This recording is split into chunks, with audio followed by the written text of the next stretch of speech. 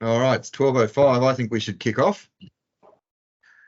So, ladies and gentlemen, thank you very much for joining us today for this, what I hope will be a very interesting and exciting webinar. Before we get started with today's presentation, before I introduce some of our guests, I'd like to start by acknowledging the traditional owners of the land on which I'm meeting you all today, the Yagara and Turrbal people. I'm in Brisbane. I almost gave an acknowledgement for Perth. I'd like to pay my respects to elders past, present and emerging. I'd like to acknowledge their continuing connection to land, sea, culture and community. And I'd also like to pay my respects to any First Nations person on this call. So thank you very much for your time. I'm very excited to present to you all a webinar on unlocking the secrets to passwords and security. Joining me on the call, I have Jamie Norton, the past CISO of the Australian Tax Office and current partner of McGrathNicol. Jamie's joining us from Belfast, where I believe it is 2 a.m. in the morning. So thank you, Jamie.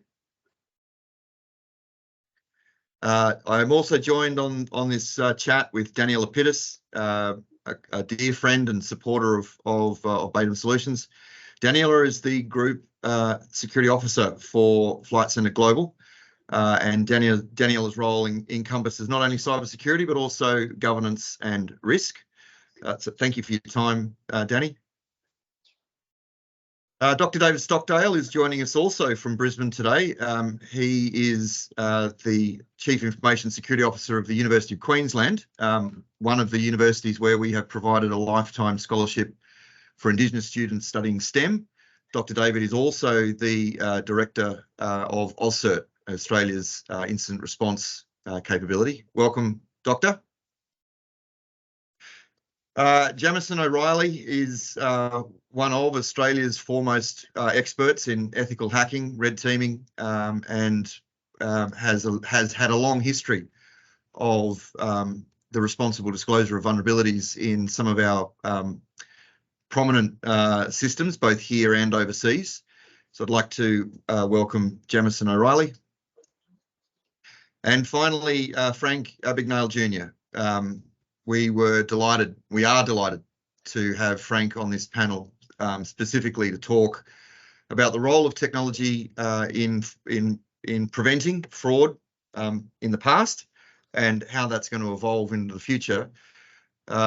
Frank has joined us in his personal time to present this webinar to us all. And so I'd like to formally say thank you, Mr. Abagnale, for giving us your time. Thank you, my pleasure. So listen, what I'll do is, we set the agenda. We all know who's speaking. For the first 30 minutes of this webinar, we wanted to construct it in such a way where the security professionals and risk professionals and compliance professionals on the call could listen to a demonstration or listen to an explanation from Mr. Abagnale. I do have his permission to call him Frank, by the way. It wasn't assumed; it was asked. And so with that, I'd really love to hand this over to Frank to get his thoughts on some of the situations that have created this need for passwordless security. Frank, with much congratulations and respect, I'm going to hand this over to you. Thank you. It's a pleasure, and good afternoon in Australia. I've had the pleasure and the opportunity to visit your beautiful country going way back to the mid-1990s, been there several times to lecture, and looking forward to going back at the end of 2024 as well. Tonight, I'm not going to take you through an entire presentation. My presentations sometimes last an hour, 2 hours. I took some very important information, and I like to pass that on to you. I have been teaching at the FBI Academy for over 48 years. I've had the opportunity to teach 2 generations of FBI agents. My oldest son is an FBI agent. And of course, I've conducted more than 3,000 seminars around the world during the past 4.5 decades. But I have always had the same philosophy from day one, and that is built on 3 simple principles, and that is prevention, verification, and education. Prevention, because once you lose your money, you will probably never get your money back. They may catch the person, they may convict the person, they may send them to jail for 10 years, but it's unlikely you'll ever recover your money. In the United States, at the end of 2022, there was literally, get this change here, $110 billion of restitution ordered by federal, state, and county and city courts, and 91% of that money will never be collected. Verification, because today anything can be replicated, duplicated, counterfeited, deep-faked, AI. So before you part with any money or you part with any information, you absolutely need to know who's on the other end of that device. And finally, education. Education is the most powerful tool to fighting crime. If I can explain to you how the scam works and you understand it, you will not fall victim to that scam. And though there is billions and billions of dollars that go out the door every year to white-collar crime, cyber crime, identity theft, etc., that does boomerang back into our societies in the form of narcotics, weapons, terrorism, human trafficking, child pornography. So even when we put a small dent in those numbers, we save a lot of human misery along the way as well. Over my career, I've written 3 books on identity theft. I started writing about identity theft in the mid-1980s, though very few people were talking about it. It was a federal offense in the US.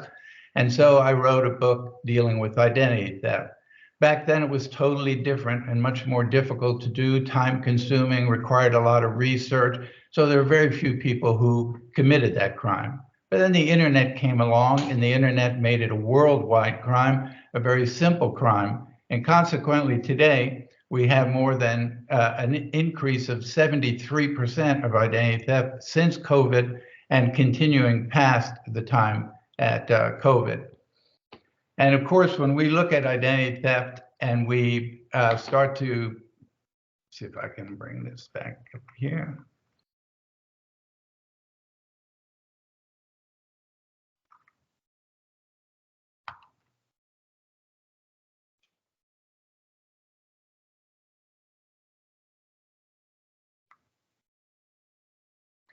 In the United States, we have a victim every 2 seconds in the United States of identity theft.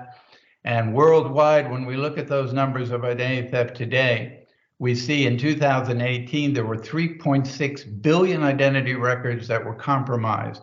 More than 14 billion identity records are available online today through the dark web. If we go back to 2004 and we look at the breaches in the United States and we do them in segments of 6 years, and we look at the size of the companies, the financial institutions, the government agencies, the corporations, and all of the data and information that was stolen, then when we advance from 2009 for the next 6 years, we start to see bigger companies, larger inches of information and data being taken, which brings us to where we are today with such hacks and misuse of technology and information that's been taken from Facebook, Twitter, Marriott hotels, and just today, 23andMe, a DEA program, 6 million victims have had their identity stolen just today in 23andMe. And of course, during the COVID, we saw a tremendous increase in those crimes, basically because people were sitting at home in front of their computer. Now, I mentioned to you earlier, I live in Charleston, South Carolina. Several years ago, someone hacked into our state tax revenue office. They stole 3.8 million tax returns of the citizens of South Carolina, including myself. Now, they stole the entire return, so they had your Social Security number, your wife's Social Security number. You list your children as dependents, so they had their Social Security number. At the time the incident occurred, the state tax revenue officer said, "We did absolutely nothing wrong." My response was, that is literally impossible. Every breach, every single breach occurs because someone in that company did something they weren't supposed to do, or someone in that company failed to do something they were supposed to do. Hackers do not cause breaches. Hackers just look for opportunities, open doors, and there are literally millions of them every day.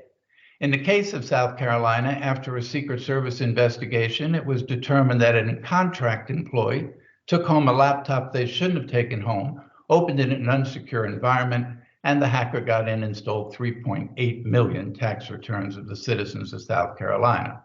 Our governor at the time was Nikki Haley. She ordered every citizen of the state be provided 1 year credit monitoring service, and the state would pick up the fee. I didn't know the governor, but I sent her an email and told her that would be a waste of the taxpayers' money and a waste of the taxpayers' time. People who steal mass data warehouse that data, typically for 3 to 4 years before they ever bring it back out into the marketplace. So 1 year of credit monitoring, 2 years of credit monitoring, 3 years of credit monitoring, kind of worthless. In the case of South Carolina, it was 4 years later when we started to see unemployment insurance being filed for, mortgages being filed for, bank accounts being opened, credit card misuse, all with stolen identities 4 years earlier. If we were to go to the dark web today, this is the current price that they're selling identities for. So when you can take those identities and confirm and get all of the data and information, we're talking about some package that is very valuable to the people who sell that information. I hate to keep old slides in my deck, but I keep this slide since 2012. This was a study done by Carnegie Mellon. It took them 3 years to conduct the study. They went to 50 states to interview 40,000 children under the age of 18 through their parent, their guardian, or the child, to ask but one question: have you had your identity stolen? When the study was done and published in 2012, more than 10% of those children had already had their identity stolen. God only knows what that number is today. There is no better victim than a child. So if you look on the dark web and you see that someone is selling the identity of a 62-year-old man who is a multimillionaire, he owns shopping malls, hotels, office complexes, and you look at the price of that identity, then you slide over one bar and you find a 14-year-old boy in school, and notice that that's almost double the price. And if you slide over one more bar and you get the infant who just came out of the hospital 2 weeks ago, but has a number assigned to them, such as a social security number, date of birth, that would be 3 times the price. That's because if I could steal the identity of that 14-year-old, I could use that identity for a long period of time before anyone ever knows I stole that child's identity. And if I could steal the identity of that infant, I could maybe use that identity for 16, 17, 18 years and use it and resell it over and over again. For years in my books, I always wrote about my concern with children's identity theft, but only in recent time as the Wall Street Journal, Forbes magazine, and other articles started to pick up on the problem with victims being children from identity theft. In the old days, it took a lot of legwork. So you went down and you read in the newspaper that someone your age died. So you went down to the county vital records and you got a copy of their death certificate, public record. Then you crossed the hallway and got a copy of their birth certificate, public record. Then you went down to the motor vehicle department, you applied for a driver's license with the birth certificate. Once you had the driver's license, you opened a bank account. Once you had a bank account, you got a credit card, and so on. That was a lot of legwork, very time consuming, and criminals are basically lazy. But then the internet came along, and today you can sit in your apartment, cup of coffee, your laptop, in your pajamas, in China, in Russia, in India, and do the same thing in about 3 to 4 minutes. Technology breeds crime. Always has, always will. And there will always be people willing to use technology in a negative, self-serving way. We had 2,500 cases of ransomware. It was up 66%. Over $350 million in cryptocurrency was paid out, but that's only what we know. The FBI only gets about 20% of ransomware reported to the Bureau. Most companies don't report that they paid ransomware, so we really have no idea what that amount is. What we do know, as long as there's cryptocurrency, there'll be ransomware. You couldn't have ransomware if you didn't have cryptocurrency. I probably looked at over 30,000 phishing emails during my career. In the old days, I talked to the agents about Nigerian scams and Nigerian letters, and they used to ask me, how did they send out 10,000 letters? Who pays for the postage? Where they get the stamp? The stamps were all counterfeit. but they were still looking for 0.1% return. Today, I can send out 10 million emails. And up until a couple of years ago, those emails were very easy to detect. Bad spelling, poor grammar, misdirection. But in the last couple of years, they're getting very hard to detect. So I'd like to share just two with you briefly. One is a US corporation, ironically a technology company in Southern California with about 4,000 employees. It is supposedly an email from the CEO of the company to the CFO of the company. And it simply says, "Good evening, John. Thank you for that wonderful dinner at your home tonight. Please thank your wife, Helen, for me. My wife, Susan, and I truly enjoyed your company. As I mentioned to you over dinner, I'm traveling this week to Nashville, Tennessee to attend a conference. I'll be out of the office for the week. I forgot to mention to you that I need you to wire these funds to our client first thing in the morning. Here's the information. Please take care of it. Signed, Jeff." Well, if you go to Facebook, there's a picture of the CEO, his wife, his children, their names. And there's a picture of the CFO, his wife, children, and their names. And when he's registered to attend that conference 3 months earlier, he said on Facebook he was going to the conference and how long they'd be at the conference. They're taking information in real time from social media and converting that to an email. A young lady in my office went to lunch with her friend. When she got back, an hour later, she received an email. "Great having lunch with you today. We need to do that more often. I hope you, Randy, and the kids have a great time at Disney World this week, but when you get back, give me a call and we'll do lunch. By the way, I saw this on YouTube, thought you'd enjoy it. Here's the link, signed Joan." Well, she said she was going to her friends for lunch, and she also has a picture of her husband and children and their names, and weeks earlier they said they were going to Disney World. They're taking information in real time and converting that to a very, very impressive email. And of course, emails, when we talk about business email compromises, here's the current stats for 23 in the United States. 28% of BEC attacks are opened by employees. Only 2.1% of known attacks are reported to the security team by the employees.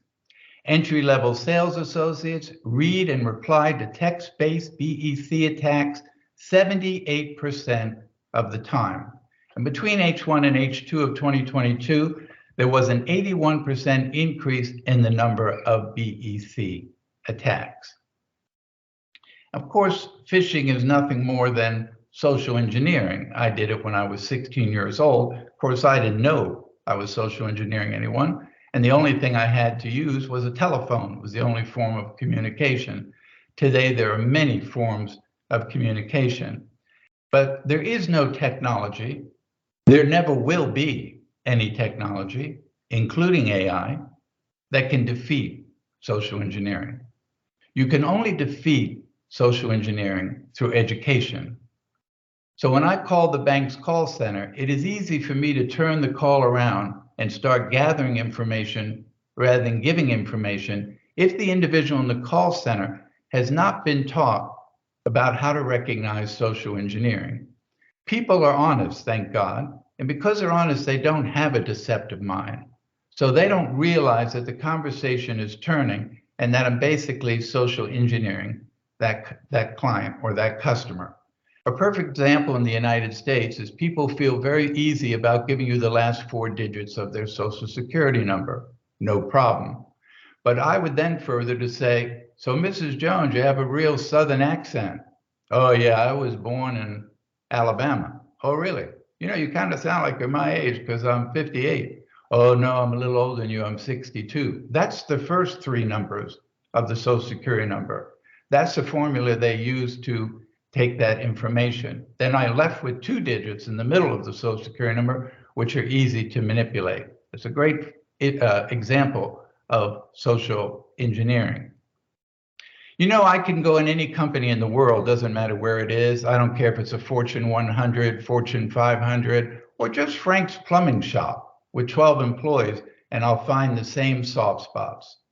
There are soft spots everywhere. I could go in any building around the world, doesn't matter what building it is, and I'll find on every floor an access point, a soft spot. And that's all that hackers actually do. I mean, take a look at your own home. You have a device, you pick it up and you say, turn to channel 5. You have cameras around your house because you like to go away and look at your iPhone, see what's going on around your property. You have a refrigerator that tells you how much milk is in it. You have a thermostat you control from thousands of miles away. Those are all open spots, weak spots for hackers. God forbid you have those cameras in your house, because I could simply turn those and see everything that goes on in your house. You see, the problem is here that we develop a lot of technology, both on the commercial and the civil side, on the consumer side, but we very rarely vet it. We don't vet the technology. We're so quick to get it to the marketplace because of return on investment, because it has to be out by Christmas, that no one stops to ask the simple question, how would someone misuse this technology in a negative, self-serving way? We do a very poor job of that. We do a very poor job of building good security into our technology. So the only companies that I've ever worked with as an advisor or sat on the board of advisors, that was my job, to vet the technology, to make sure the technology was working and that it was a good technology. There is no foolproof system. If you believe you have a foolproof system, you have failed to take into consideration the creativity of fools. But I can make something so difficult that it would be like asking you to move the Empire State Building over 2 streets in 2 days. And that's what we do when we build good security. But we're going to have to do a much better job of doing just that, putting better security into technology that we put into the marketplace. I hate passwords. Every book I wrote, I ended with, I hate passwords. Passwords are for tree houses. They were invented in 1964 when I was 16 years old, before I did any of the things I did. I'm 75 years old, and we are still using passwords. How is that possible? For example, we know for a fact that 63% of network intrusions are the result of a compromised user password. 23andMe, they're blaming the consumer, saying, well, you use the same password for every different thing you go on, Amazon, your bank, and that's how the hackers got it. And of course, Colonial Pipeline that shut down the entire Northeast of the United States, it was simply a compromised user password. 81% of hacking-related breaches involve weak or stolen passwords. And every single day around the world, 579 password attacks occur every second, 18 billion attacks a year. So we're doing away with passwords. We're moving to a technology that we call passkeys. And passkeys, I believe, are going to change the entire layout of the internet and the way we do business. Passkeys simply do away with using passwords. There's no sign-in. It's 100% stops phishing. It'll do a lot to stop ransomware. It'll stop a great deal to stop hacking. And so rather than go into a great length about when I do my seminars explaining passkeys, on my website at abagnale.com, and I sell no products, I endorse no product. It is strictly an educational site and always has been. On the homepage, I wrote a 1-page explanation of passkeys and how they work. And at the bottom, I gave you a link to Apple's engineers with a 30-minute video. The first 10 minutes show you how you use a passkey on your phone. The other 20 minutes, how a company uses passwords and installs it in their system. Passkeys are going to change the world. Many companies try to bolster passwords with MSS and OTPs. However, they're easy to compromise. They make the login process slower, more complicated. They cost real money to deliver. Passkeys are the solution to the password problem. They are secure, they're easy to use, they're backed by Microsoft, Apple, Google. They also eliminate the need of OTP. There won't be a better alternative. In the United States, we have a TV ad going on with Sabrina Williams. She's running through the marketplace. She's in her jogging outfit, and the only thing in her possession is her phone. She has no pockets, but she sees a necklace she wants to buy, so she goes over to a Chase ATM. She takes out her phone, brings it up to her face, gets her money. No password, no card, and she physically never touched the screen. This is a passkey technology, and this is what's going to change the world. If we were to look at the 3 largest banks in the United States, just the 3 largest banks in the United States, those 3 banks spend over $100 million a year resetting passwords in their call center. $100 million a year at $70 a reset. Why are we still using passwords? It is as simple as I go to Amazon's website, I hold my phone up to my face, or I use my fingerprint and I'm in. That's how simple it is. And so I am looking forward to a world of no passwords before I pass away. I am finally glad to see they're here after so many years, and that they're starting to popularize around the world today. And so we're going to talk a little bit tonight about the passkey and how it's replacing the password. And what you'll see in a lot of American companies, when you come up to the website, it will say for a while, do you want to sign in with your password, or do you want to sign in with a passkey? So that people get used to using the passkey. But once they realize how simple it is to use the passkey, they're never going to go back to the password. And that will help us deal with a lot of the criminal activity that goes around the world, and a technology that's long overdue, and I believe a better alternative, and one that will change the way we do things.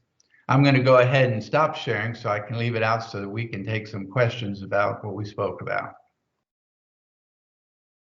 Frank, I've got a thank you very much, mate. I've got a question. Firstly, can I just applaud you for using the term boomerang in an Australian presentation? Very smart.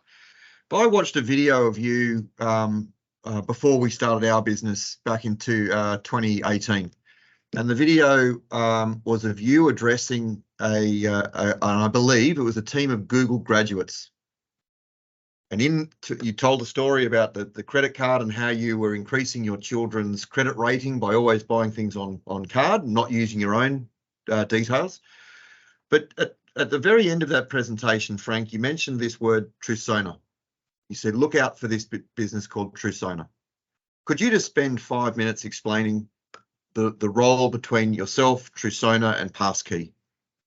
Let me first explain briefly. I met Ori Eisen, the founder of Trusona, more than 20 years ago when he was the corporate director worldwide for security for American Express. At the time I met him, I thought he was the most brilliant person I ever met when it came to cybersecurity. And he would always speak to me about ideas he had for new technology. So one day he said to me, if I left the company and I started a company to create a new technology called the 41st parameter, a fraud detection technology, would you be my advisor? I said, of course I would. He started in a very small office by himself. He built the 41st parameter up to where it was being used worldwide as a fraud detection technology, 160 employees within 10 years. He sold the technology to Experian for $365 million. When he was done, he was young. I figured he'd never do anything again, but he said to me, Frank, what do I need to work on next? I said, we need to do away with passwords. He said, that would be tough to do. He said, first of all, you would absolutely have to be able to create anti-replay. No one has ever done that. So I said, we could do it. And we invented anti-replay, we patented it. And for the last 8-9 years, we've created Trusona and no password technology. In an interview once in Hong Kong, a reporter asked Mr. Eisen, how do you work with Mr. Abagnale for so long? He doesn't write code. He said, no, Mr. Abagnale doesn't write code, but I'm not a criminal. I cannot think like he thinks. So we kind of play chess together. I tell Frank, here's what I developed. And he says, well, you know, I could manipulate that and do this. So I go back and fix that. He comes back. I say, here's what I did. I built this wall. Yeah, but you know, I could come in this side door and I could do this. I go back and fix that till the day that Frank says to me, this is pretty good security.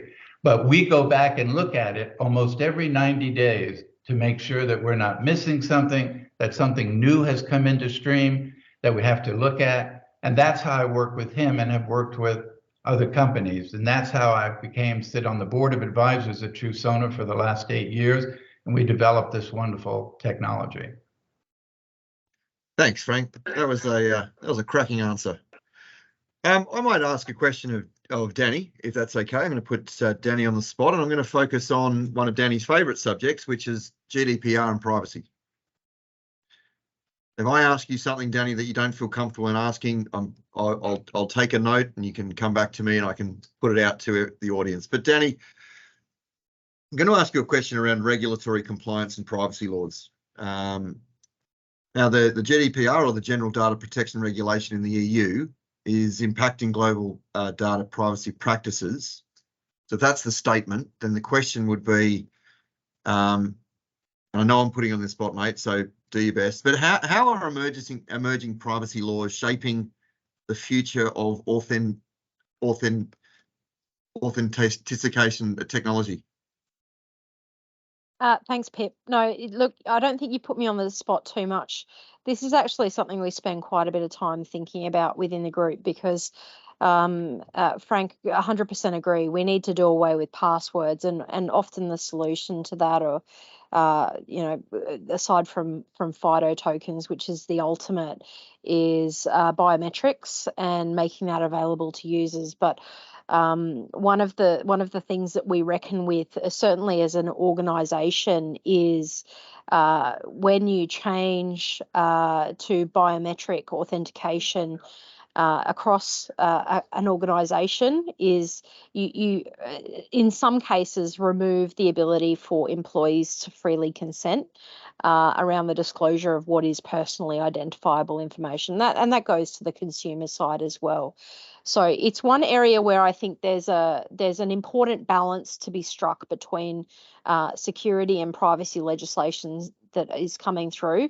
The call to arms, though, is no different to what it's been over the generations, which is you need to protect as a critical asset that authentication data, whether it be, in the past it's been a password and we're getting rid of that. But making sure that we have, the right solutions in place to protect that biometric is incredibly important to individuals, and providing options. So one of the things that we are looking at is where we can provide options around both token-based as well as biometrics, and striking that balance appropriately within our business and taking a risk-based view to how we do that. So the most significant and important assets get that sort of the top level of security. And thanks for asking a question that I completely stuffed up the pronunciation of the word. I've only had one coffee this morning, so I do apologise for the audience. Perhaps a question now to Dr. David. I'd ask you to take off your CISO of the university hat, and I'd ask you to put on your Director of AUSCERT. And I'm going to ask you an open-ended question on the role of user awareness and education. I think on the Frank's presentation, it was a heavy focus on education. And I'll give you an example: the impact of phishing awareness training in reducing cybersecurity incidents. We're relating back to AUSCERT. So my question to you, Dr. David, would be to highlight to the audience the importance of user education in enhancing digital security. Would you be able to spend a couple of moments on that for me? Yeah, thanks, Pip. And you sort of hit it on the nail for the right question to be asking, I think, for me. So thank you very much. Look, I think, Frank, thank you very much for that presentation. It was very interesting. And I think that the amount of experience you've got in this space, and then how you're training FBI agents is really, really interesting. But there's a couple of things that you really did hit the nail on the head. And I think the education thing is a really important thing. And I think, phishing awareness and phishing, training your teams, the people who you're closely associated with, your community, in that is very important. But I think there's something more fundamental than that. At the end of the day, cyber criminals will always find a way, or will always push for a way to actually beat any technology. And I think there is still a lack of understanding of what it means. I think quite often we talk about about education in the terms of, if we talk about phishing, we're talking about protecting, you know, your emails coming in, and the phishing emails coming in. You're trying to get some credentials, or trying to get somebody to somewhere that's going to compromise them, and they don't think any further than just the boundaries of that type of event. I think what we need to do is to also start to educate our communities around what's the bigger story here. For instance, one thing I've just learned from you today was the fact that data is often warehoused. Now, I suppose if I thought about it, we would see, you know, yeah, I now think, yeah, I've probably seen that happen. But the fact that people just think, oh, it's just my email that's being compromised, or it's just my account for Amazon that's been compromised, whatever. They don't think about the bigger picture. So I think there's two avenues to explore here with people's education. There is the phishing, and I think that's really important to train them so they're aware, so they react naturally, they do it subconsciously, that they're looking for those type of events that are happening. But secondly, actually they're starting to get the bigger picture. And I still hear too much of the, you know what, it's only my email that's been compromised. Well, people don't understand what that means. It's part of your identity. It's not just about protecting the credential, it's about protecting the whole chain of identity that exists that can lead to.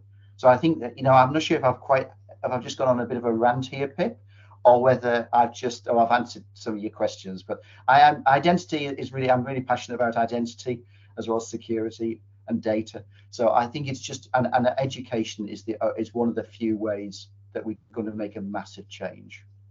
Well, no, Doctor, I would not dare to disagree with you. But whilst you're on the subject of identity, can I follow up with another question? By all means. And this way, I'm going to shift slightly towards biometrics.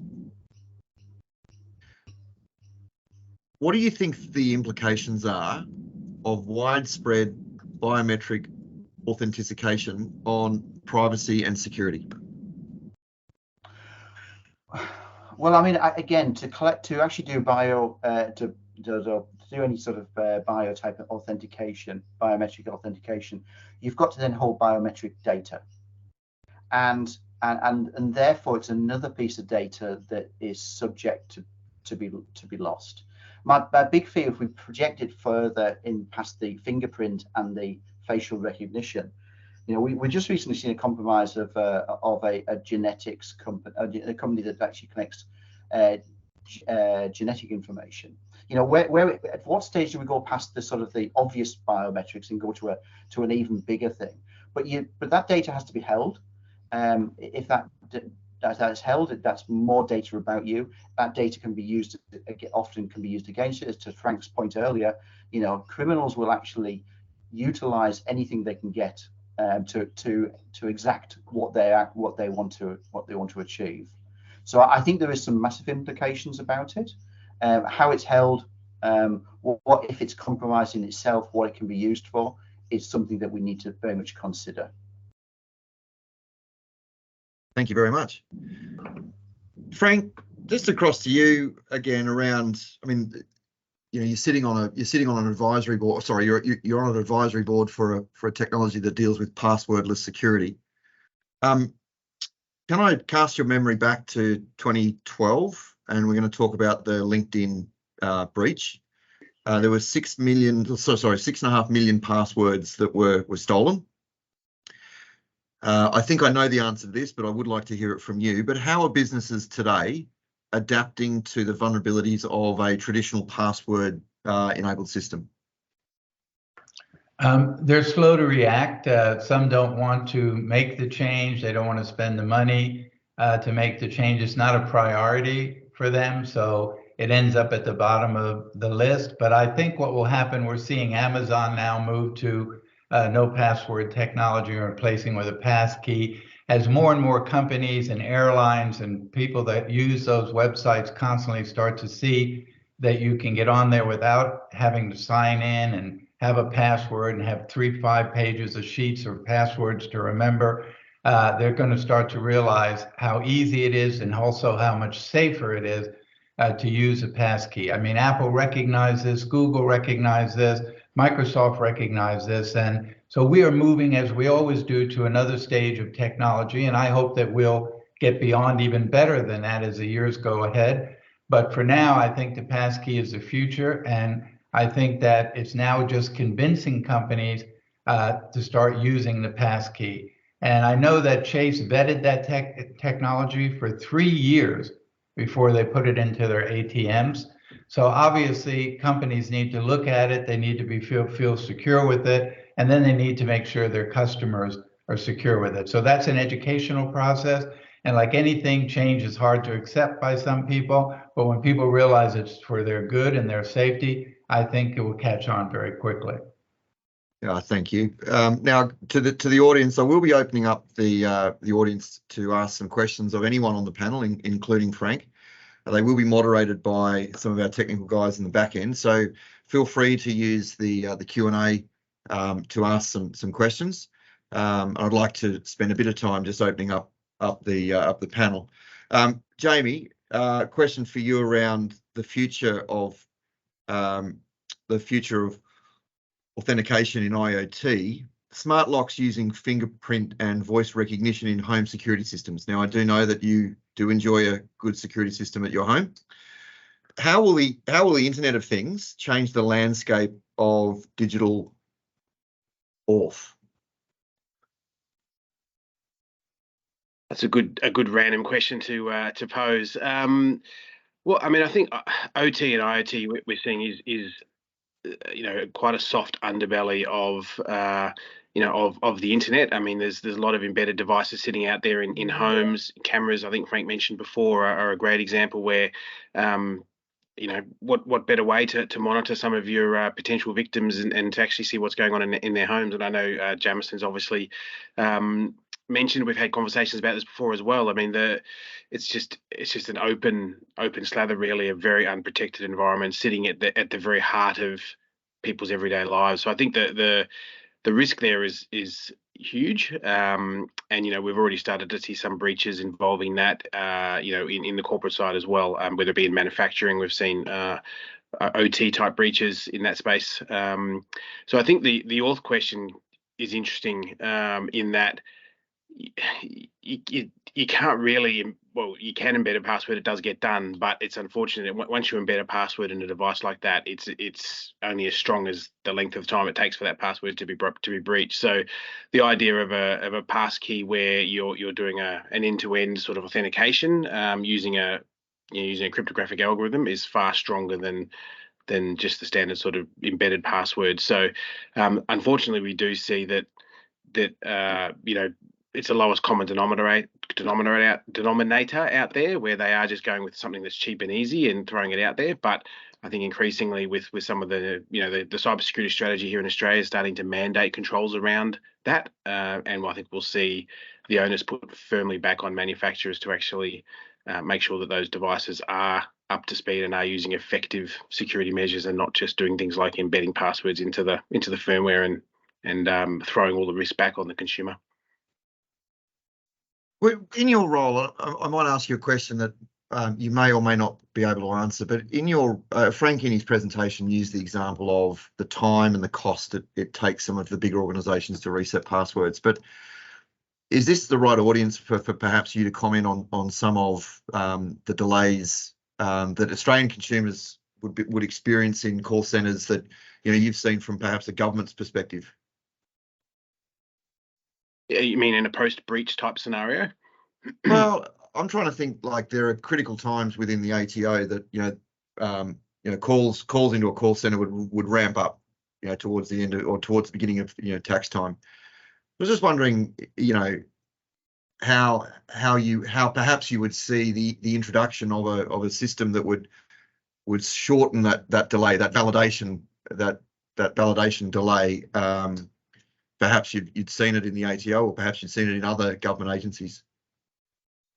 Yeah, I think absolutely this would be a game changer, and whilst there's already a measure of stronger type crypto authentication happening within government organisations like the ATO are relying on other areas of government to provide some of that sort of front door authentication into government services. And I know there was risks being accepted by that, and that would still be the case today. So you're kind of receiving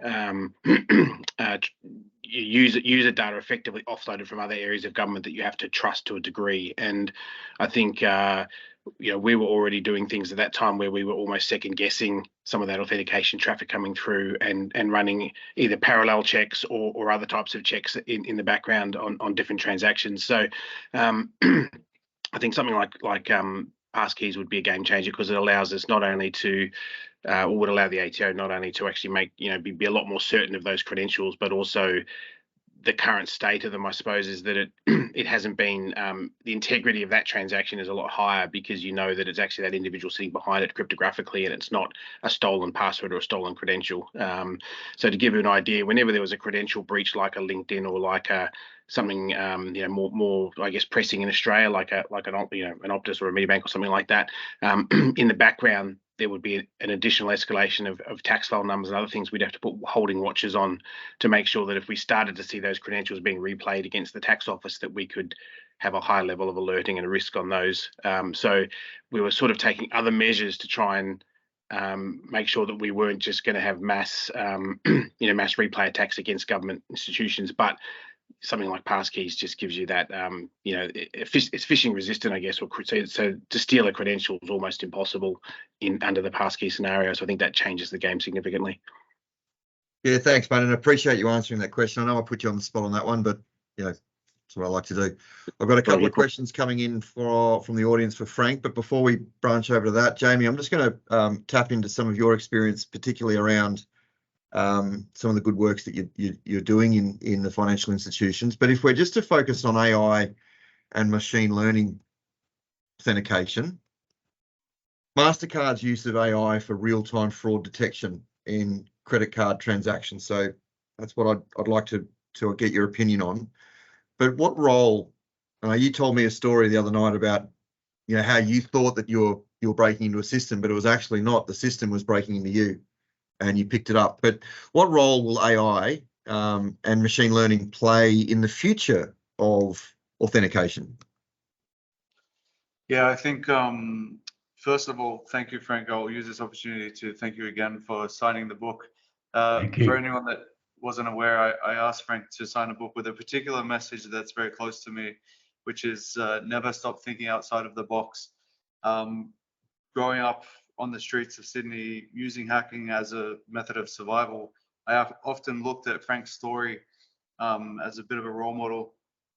And so that element of lateral thinking or thinking outside of the box, I think is really in tune with AI.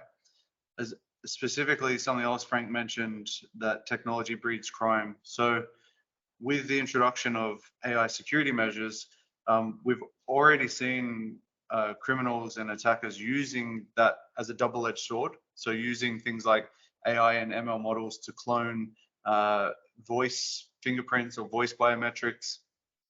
Just recently, in the last few months, has been an actual media release on a financial institute in the US that was using voice-based authentication to authenticate banking customers.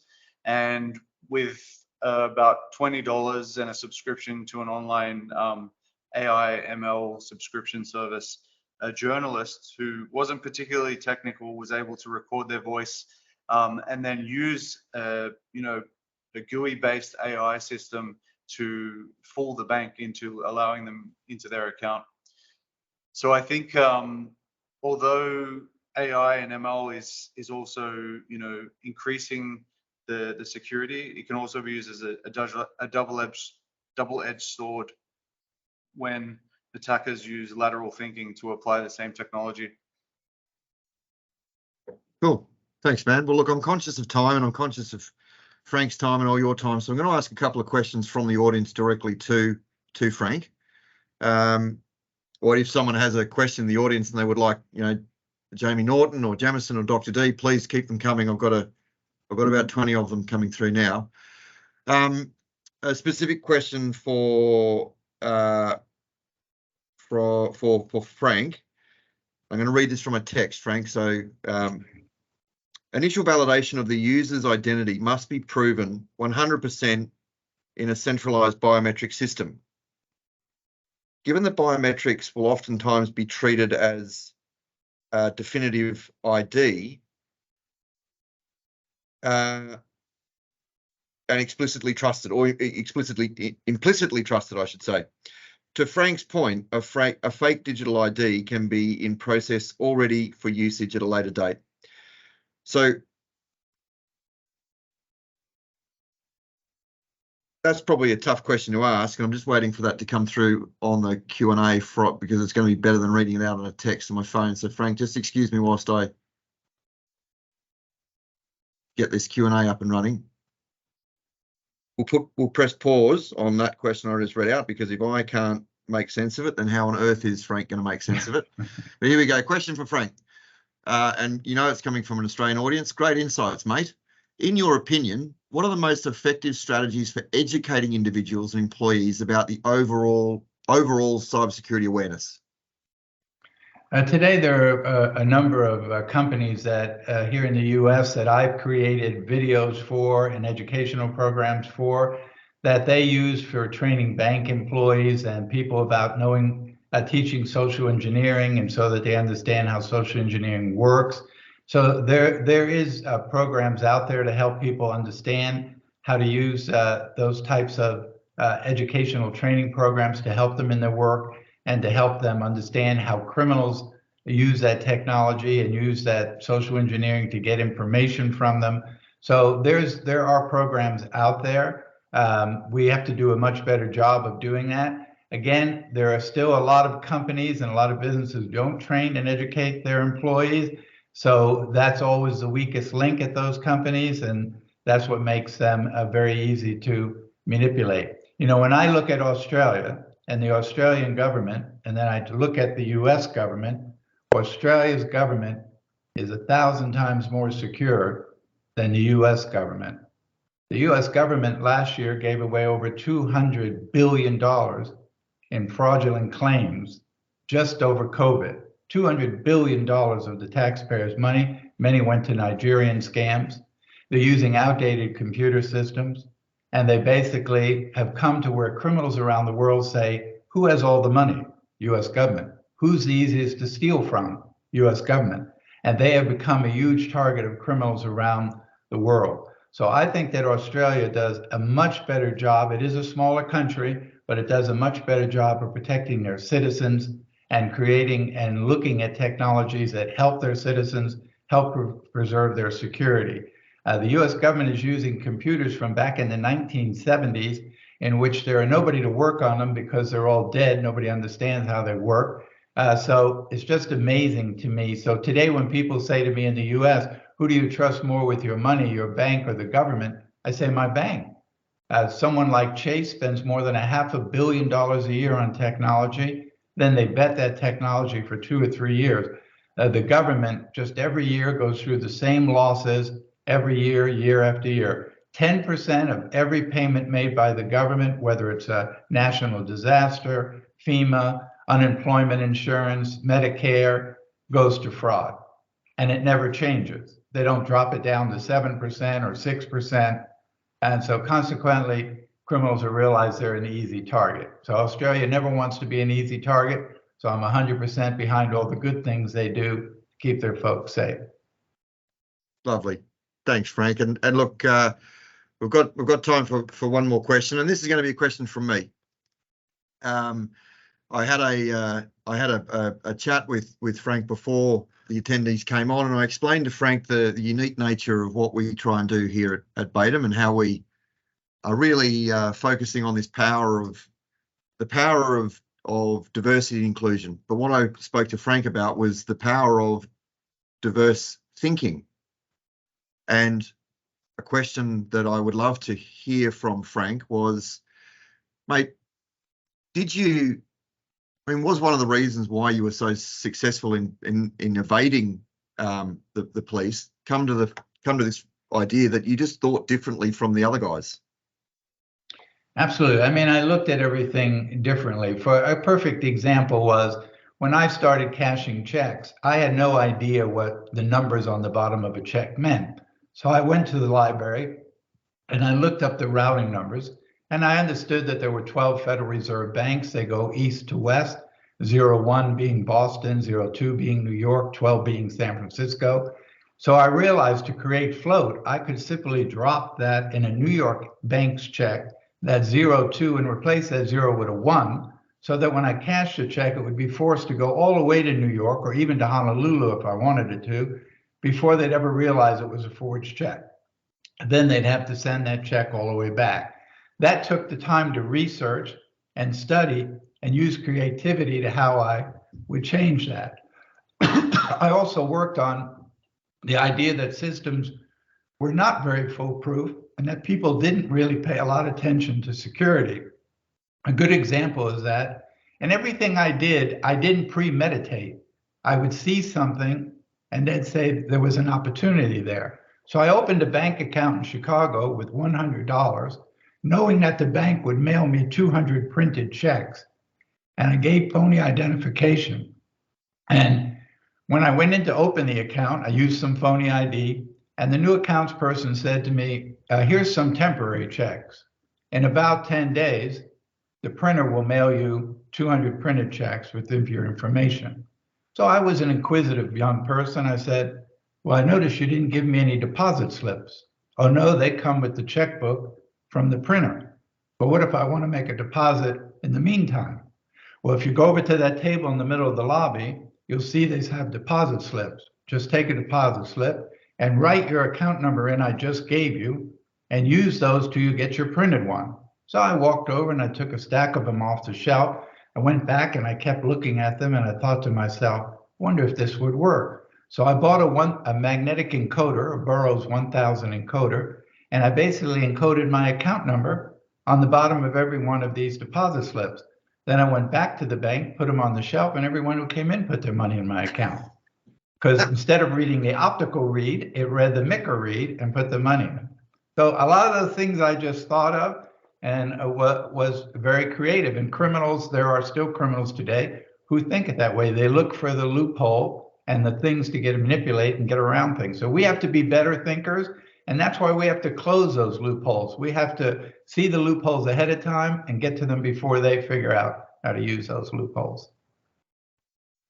That was a cracking story, and I'm going to run off to the bookshop now and buy one of your books for Christmas. But listen, on behalf of Baidam, can I just say that this has been one of the most fascinating and enjoyable webinars that I've ever had, and it's been an absolute treat to host you, sir. And thank you very much for your time. It's been an honest and a pleasure to meet all of you, and thank you very much for having me. Have a good day.